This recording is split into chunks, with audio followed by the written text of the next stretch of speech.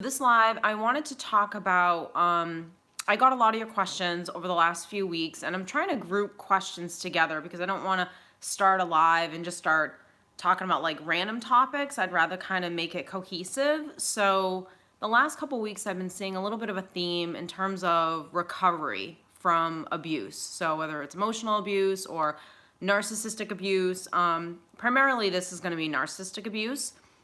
So we are going to kind of dive into this. So I have a lot of your questions on just recovery, how to deal with these people, how to help yourself through this. Hey, George, thanks for joining. So question number one that someone wrote into me and asked was any tips on how to find a sense of self after leaving an abusive relationship? I left a narcissist and am much happier for it, but I also feel more lost with myself than ever and have kind of forgotten who I am or was before them.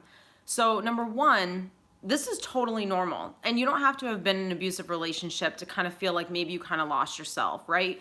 So one of the things that I always suggest is finding your sense of self after this relationship. Number one, you have to be really gentle with yourself throughout this process because you don't want to get back, we always say like, I'm going to get back to who I was before this relationship. Hi, Danielle. But we don't really want to get back to that person. We want to be a better version of that person, a healthier version of that person. So one of the things that I always say is be patient with yourself because you're rediscovering yourself, you're growing, you're learning about yourself. But one of the things to find your sense of self after an abusive relationship, you have to be in touch with yourself.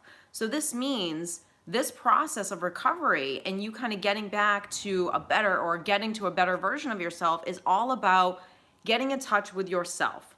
So this is a selfish part of your life, right? Which to me, being selfish, it doesn't necessarily have to be a bad thing. I actually look at it as long as it's done in a healthy way and you have empathy and compassion for other people.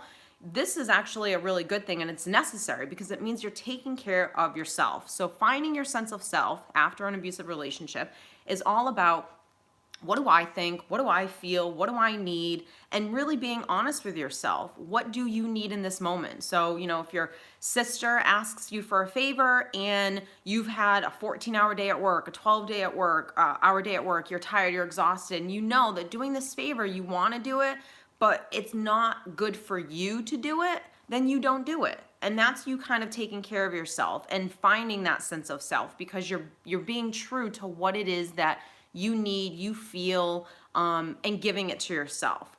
A lot of finding your sense of self also has to do with self-parenting. Hey guys, the answer is no. I don't know what the question was for that. Is self-parenting. So I talk a lot about this in my videos, is learning the process of self-parenting. When people ask me, I want to have positive and healthy self-talk, the only way you can have that stuff is learning self-parenting. And I have a ton of videos, and I'll link some of them down below after I do this live for you guys to check out. But learning how to have that inner dialogue with yourself, learning how to block out that negative ego that's chiming in, that has the fear and the stress and the doubt. That part of you, that's the damaged part of you, and they call it a bunch of things.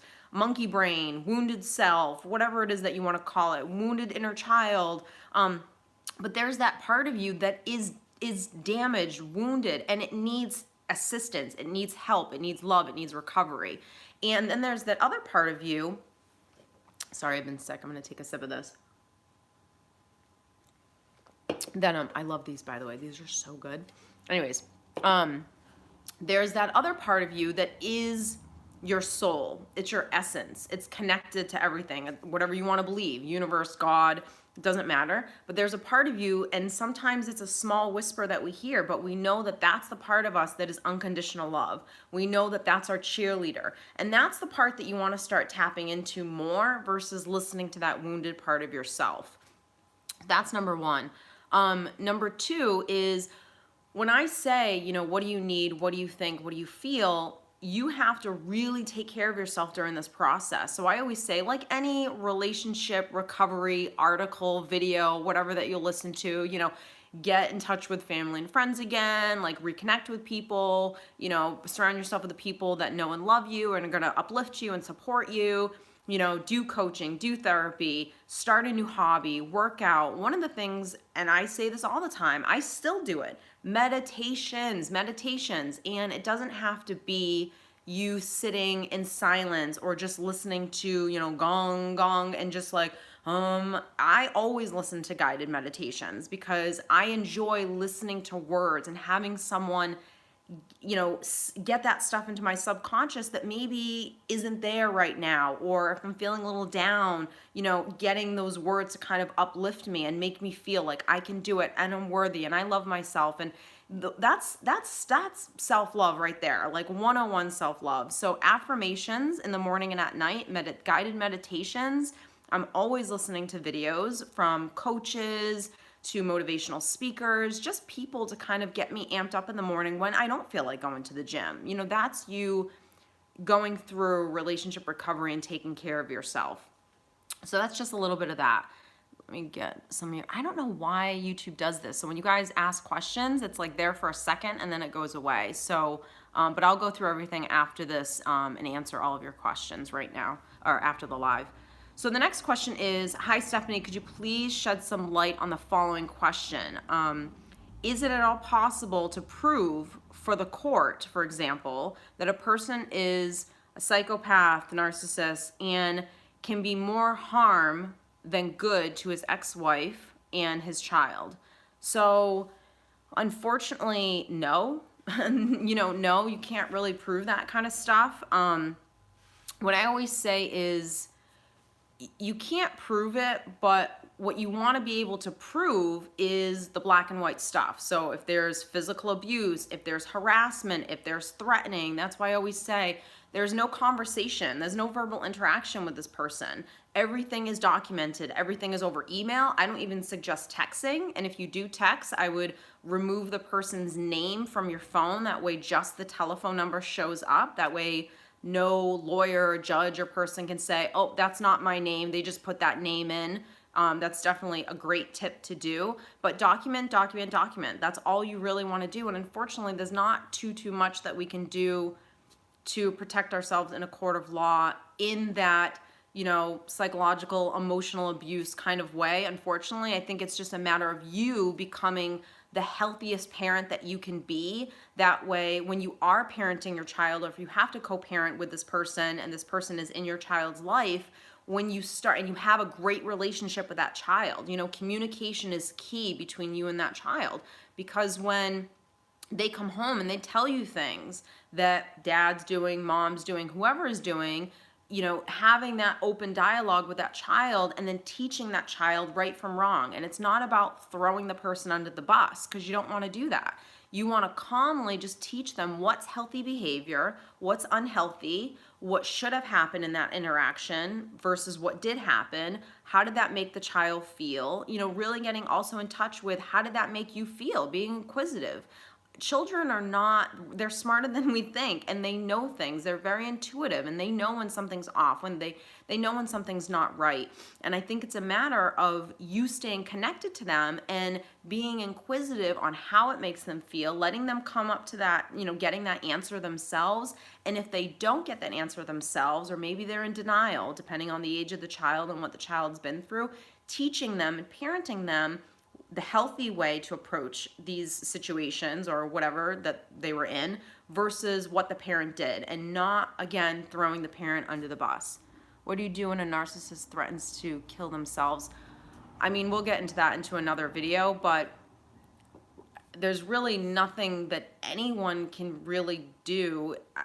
That's a totally different topic, in my opinion. I'll try to do a video on something similar to that, because at some point, if someone is so down that they're at that place and they don't want to help themselves, and you're trying so hard, at some point everyone is responsible for their own life, and everything is a choice. And no matter what you try to do to help someone, if they don't want to help themselves, if they don't want to see the light, if they can't see the light, whatever it is that's in their journey, that's their decision. And unfortunately, we have to let people do whatever it is that they need to do. But if you're dealing with someone that is really mentally ill in that sense, a sociopath, narcissist, things like that, sometimes perhaps it could be attention getting, that they're, saying these things to you because they want something from you. That could be the case as well. But I digress. So let's get back into this.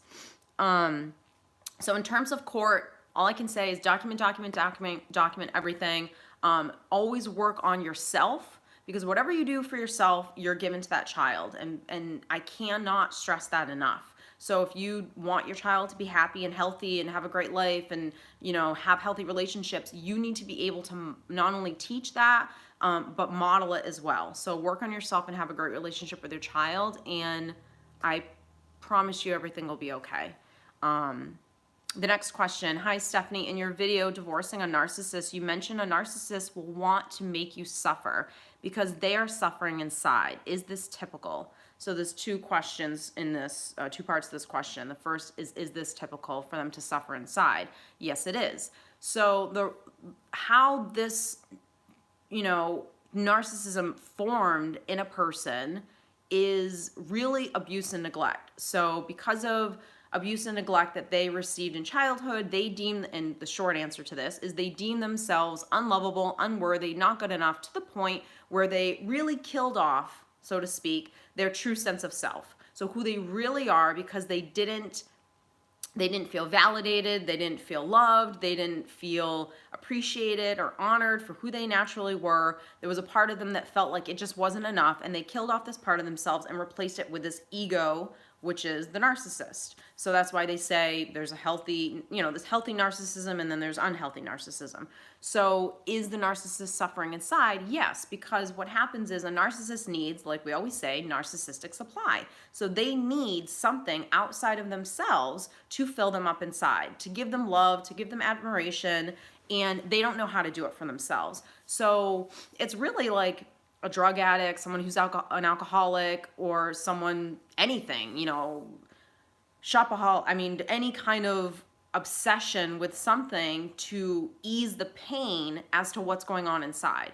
So if I need narcissistic supply, whether it's good attention from someone or negative attention, I just like to stir up drama and get a rise out of people, and that makes me feel better about myself. If I need that to feel whole, then that means that I'm not happy. I'm truly not happy inside. No matter how much I have, no matter what relationship I have, no matter how many kids I have, houses, whatever the situation is, I'm not a happy person at my core, and that's suffering.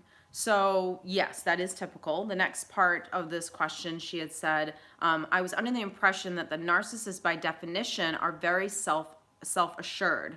Suffering inside would imply some degree of responsibility for their actions.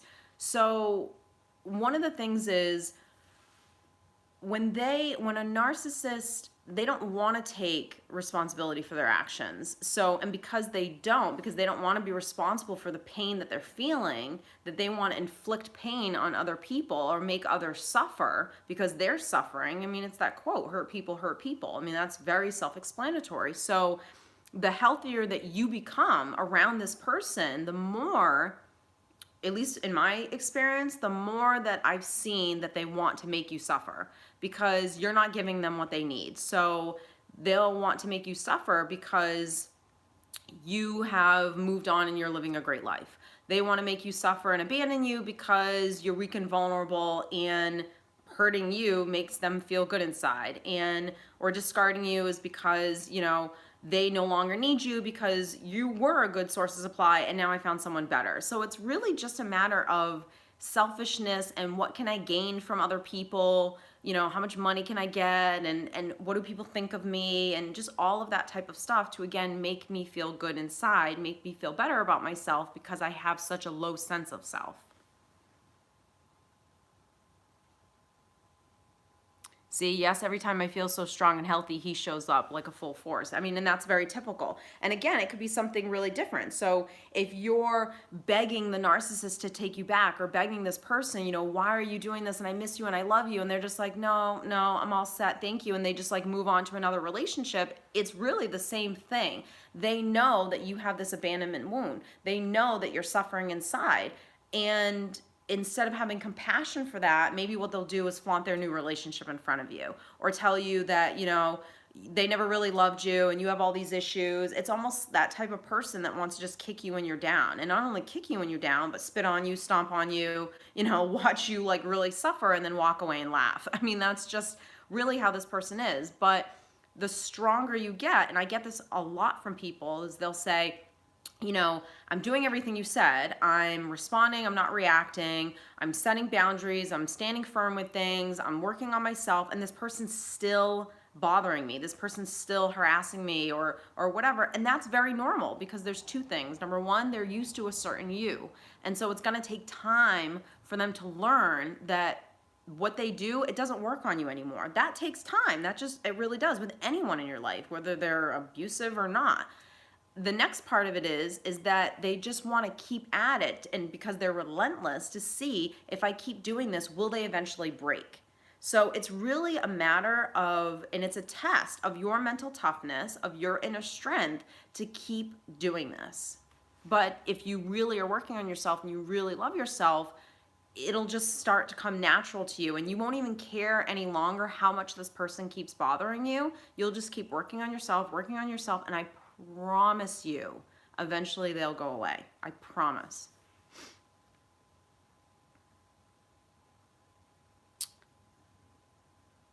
Okay, so let's see what else. I hope you guys are doing well. I'm like, it's so nice today. I mean, it's freezing. It's probably like 25, like right outside of Boston, but at least the sun's out, so that's always a good thing. Does nothing really affect these people except being ignored? I think the only thing, in my opinion, that would really affect these people is really what people think of them if they were to lose everything that's meaningful to them. So, not every narcissist is a millionaire and, works on Wall Street and just, I mean, there's a ton of different people out there that have narcissistic personality disorder, or not even necessarily your NPD, but maybe just have real narcissistic traits. And I think that in order for them to suffer, they would have to lose the things that are the most important to them. So, and every person's different. So some people, they need enablers around them. They need people that let them get away with the immature, selfish, abusive behavior that they have, whether that's family members or parents or a sister or a wife or whatever. People around them that almost support this ego. If they were to lose that, I mean, an enabler is the best narcissistic supply you could ever have for these types of people. So if they lose that, I mean, quite frankly, they could go into a deep depression and possibly even be suicidal, because that's their lifeline. That's their air. That's what they need to survive. That's what makes them feel filled up inside. So if they lose that, if they lose the stuff that's important to them, whether it's money, things, houses, things of that sort, that can really make someone suffer, because you can't really hurt certain people emotionally like how you or I would be hurt, because again, that sense of self isn't there. That connection to that sense of self isn't there. So if you lack empathy, I can't really hurt you emotionally. I can hurt your ego and I can bruise the ego, but I can't hurt the heart. I can't really get there because it's been blocked. So that's really the only way that you could kind of hurt a narcissist, in my opinion. Or, to be honest, is also just by blatantly ignoring them. So going no contact and not engaging when they want to get you riled up, when they say things that really are kind of pushing that button and, they're wanting to get a reaction out of you. When you give no reaction, that hurts the ego, because you're not mirroring what they want. So either they want good supply or they want to get entangled into this drama mess with you. That way they can walk away and say, look, you're crazy. And when you don't give them that and you just stay calm and, I'm sorry you feel that way, or I'm not going to engage anymore, I'm sorry, and you walk away and you don't even start the conversation. You don't even argue with them on what you think, that you are okay with the fact that they can think whatever they want to think or do whatever they want to do, and that doesn't affect you anymore. That can really get under someone's skin, and you might get a lot of narcissistic rage, you might get a lot of backlash happening because you're really bruising the ego. But again, over time, as long as you keep doing what you're doing, they'll go through that rage and then they'll subside and they'll just leave your life because they're not getting anything from you at all. Let's see. What else? Love is a trap. Oh, no, it's not a trap. Don't say that. I think, love has to come from self first. So it's only a trap when you've given too much of yourself to someone else.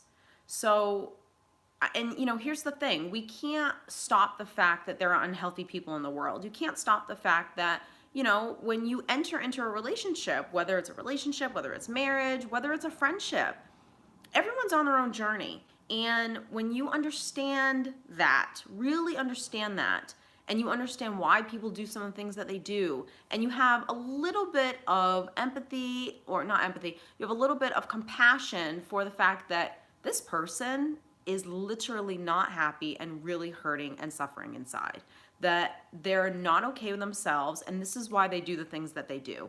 When you kind of understand that, doesn't mean that you welcome this person into your home and have Sunday dinner with them, but you can allow yourself to kind of say, okay, love and light, you go do you over there. I'm so sorry that this has been your experience, and I feel compassion for what you've been through, but that does not need to be around me anymore.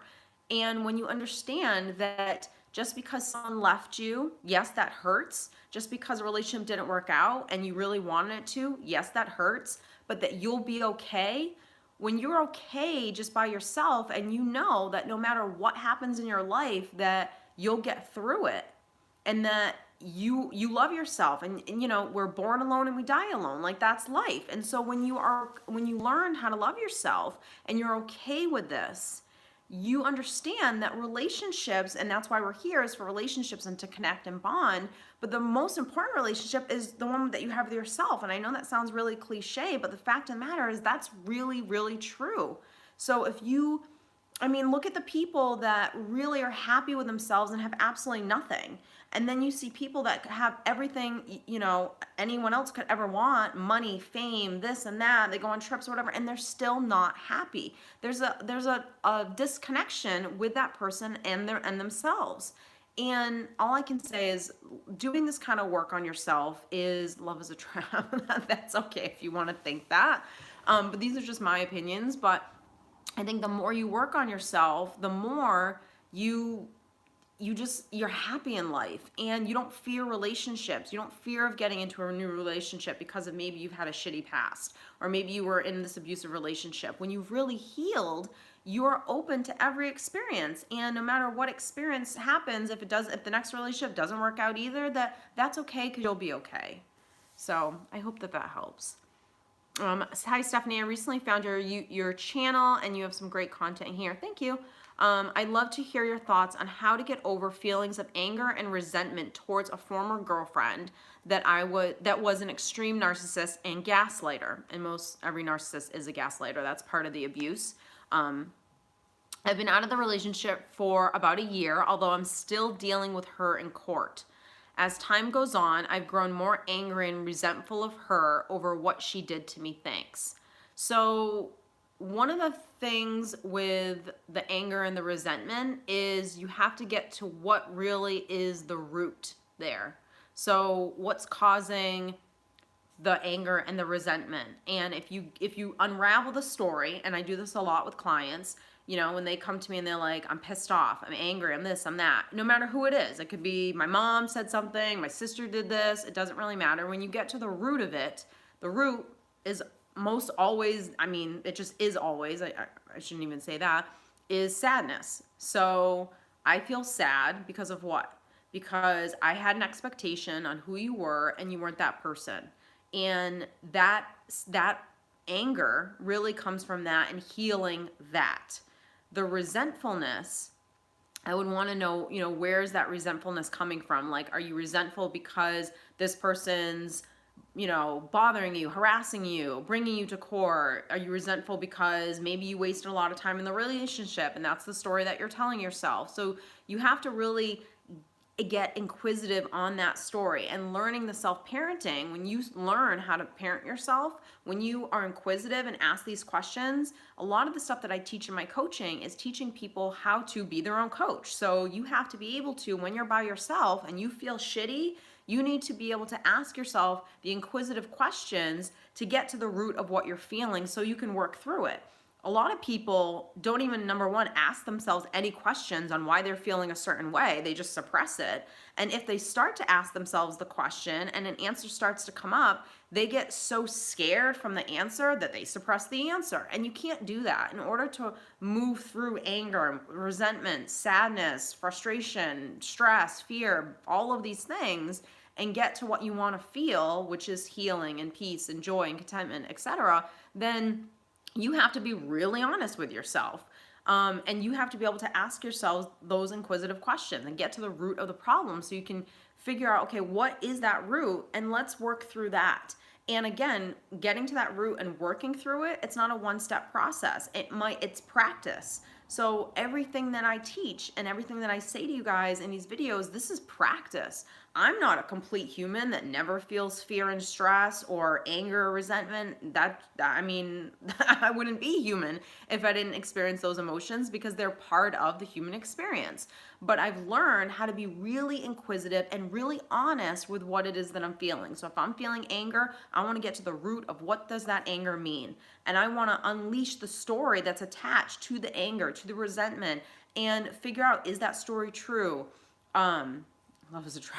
This person is so funny. And getting to, that truthful answer so I can heal that part of myself. So the next thing is, like I said previously, when you learn not to take what someone does so personally, and I know it's hard because sometimes people can do things that are completely wrong and hurtful, and how could anyone ever even think that, let alone do it? I mean, it's just, believe me, I totally understand. And you have to validate that you're hurt and that you feel this way, right? But then at a certain point, in order to move through something, you have to make a choice. You have to make a choice on how you want to feel. So I can either stay in resentment forever and ever and be bitter and angry, or I can dissect that bitter and anger, that resentfulness, that anger, dissect it, get to the root of it, uncover what that story is, be inquisitive with that story, sit down with it and talk through what that story really means, and practice doing that, because you might have to do it a couple of times, right? Because basically what you're doing is getting to the point of acceptance and forgiveness. And then after that, after a certain period of time of practicing that stuff, then you get to the place where you can choose, okay, do I want to keep reliving this? Do I want to keep, feeling angry towards this person? For me, especially with my ex-husband, I got to a place where I was just tired of the story. It was almost like it was a habit just to get upset or want to tell someone something or anything like that. And when I chose to put me first, and I said, you know what happened to me? Yeah, it sucks. I mean, no one wants to go through pain or anything like that, or uncomfortable things, or someone leaving you, or whatever your situation actually is, right? We always want to live life and nothing ever happened to us, but life happens. And at a certain point, you get to choose how you want to feel. And that's self-empowering, that's self-love, that's taking care of yourself, that's being healthy, is learning how to move through feelings. And then once you have felt what you needed to feel and really getting to the root of it, then choosing, okay, where do I want to go from here? Do I want to keep living in that space, or do I want to move on? And moving on and forgiving and all that stuff, it's just a practice. It's not something that you just say, okay, I'm going to move on and now I'm done. It doesn't work that way. But the more you practice it, it's just like a habit. If you're trying to practice healthy and positive self-talk, and you don't just do it once, you got to do it over and over and over again. But over time, the more you do it, the easier it gets. And then all of a sudden you're like, wow, I actually have pretty good thoughts that I tell myself every single day, and I don't really linger in the shitty ones anymore. And it's the same thing with this. The more you practice this stuff, the easier it'll get. And then all of a sudden one day you're like, I actually don't have any anger towards you anymore, or resentment. I've really healed and I feel good about the situation and I've moved on. And I don't relive that story anymore in my head. So I hope that helps you guys. And love is a trap. This person is so funny. So I hope that has helped you guys out there. I'm going to, if you have any questions, put them down below. I'm going to try to start doing lives once a week. And I'll try to send out some announcements when I do them. I just never know what my schedule is going to be. So I don't even know. Oh, the question went away now. So I'll try to send out some stuff on YouTube stories. So if you guys aren't following me, be sure to check that out. You can check me out on Instagram and follow me there because I'm really active with my story on Instagram. But I'll try to let you guys know when I am doing the lives. That way you can chime in. Most likely I do them during the week, and I'm on Eastern Standard Time, so I usually do them when my son's in school. So hopefully you guys can catch me on a live, but if not, then you can just leave me questions and I will try to answer as much as I can. Let me see, same as did. What is my Instagram? It is Stephanie Lynn Coaching. So you guys can follow me there, and I'm on Facebook, Stephanie Lynn Life Coaching.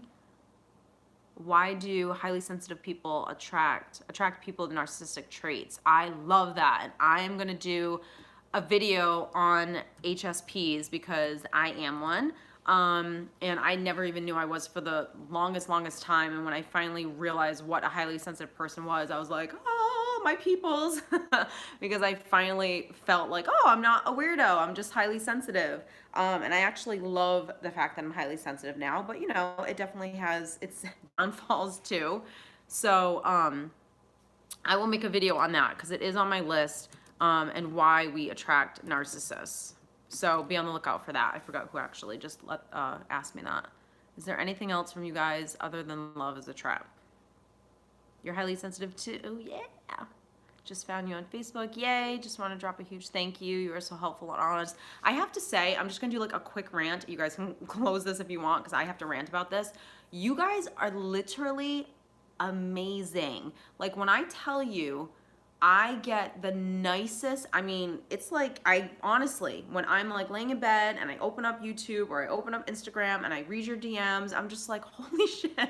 Like it's so overwhelming sometimes. I never would have thought that this would be my career, and this is the stuff. I'm telling you, you guys, like when something shitty happens in life, there is something so wonderful that can come out of it. And that is what I wanted to help people find for themselves, is find the lesson. Like, what's the lesson in this? And see the opportunity from a shitty situation or a difficult time that you have to go through.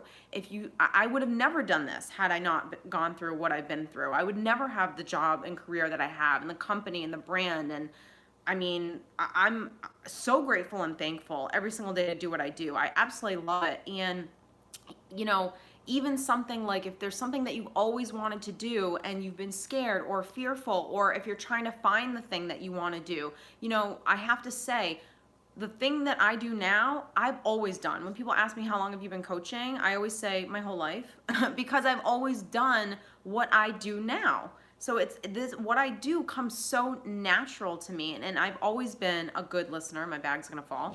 There that goes. I've always been a good listener. I've always been empathetic, and so it's helped me in this career. So if there's anything that you've ever wanted to try, when I tell you, just do it. Just do a little bit of it. Just rip the Band-Aid off and just say, I'm gonna try it. I'm just gonna try a little bit. I'm just gonna put myself out there a little bit, because when you put yourself out there a little bit, that builds confidence, and then it leads to the next thing, and then it leads to the next thing. I mean, I am starting a clothing line, of like apparel right now, which it's going to be coming out soon, and I'll let you guys know when it's coming out. It's just, self-confidence, empowerment, girl power, boy power, whatever you want to call it. Just amazing clothing that I'm so proud of. And that's something that I thought about doing when I was like 20. That I wanted to go to school and design clothes, and I had bought a mannequin, and I would, learn how to sew, and I took sketching classes. That's something that I wanted to do then, and it's in my life now. It's not in the way that I thought it would be, but I'm still being creative, and I'm still doing something in apparel and in clothing and in fashion. And I'm still coaching. And so I'm just saying, like, you are your own limits. Like, I don't even know how to put this, but basically, you're the thing that's holding you back from what you want, essentially. So just take small steps, just little steps. Don't be fearful. Just take those little ones just to get you going and get the momentum going. Once that momentum gets going, once you build confidence, taking the next step is so much easier. I absolutely promise you, because the little ones that you took in the beginning, those were the hardest ones, because that was you building your confidence, that was you testing yourself, and the more you were like, shit, I just did that, and you proved it to yourself and you kept going. I'm telling you, that's the stuff that's momentum, and it just keeps going and going, and that's you loving yourself. And yeah, that's my rant. So I'm just saying, do it, do it, do it, do it, do it. You are the only thing that's holding you back from what you want. And there's no difference between you and me and a millionaire and like, there's no difference between you and this person that's been in a happy marriage for 50 years. There's no difference between us. So I hope that this has helped you guys, and I will be posting a new video tomorrow on the channel. So I will let you guys know when that's coming up as well. You guys are so cute. So thank you guys so much. Have a great Monday. It's Monday, right? Yes. Okay. And I will talk to you soon. If I can figure out how to close this out. There we go. Okay, bye.